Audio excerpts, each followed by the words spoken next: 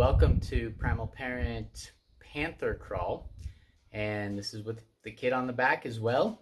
And we're gonna have hands and feet now. So it's another level of stability and strength and focus. And again, the toes are tucked under, so it's a new challenge, but also great for the feet because the feet get stuck in shoes all day, which can really damage them. And your feet are your foundation, so we want to keep those nice and strong and healthy. Speaking of which, I have a broken toe right now, so it does make this one a little harder, but I can still do it. So we go here.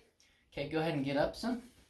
Okay, so he's gonna ride just like that. Like a horse? Yep, and depending on how stable you are, that depends on what age your kid can do it, really.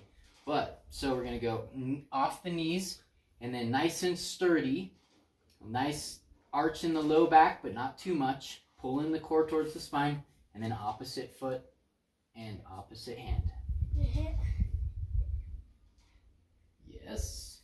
And then we go backward. Nice and stable.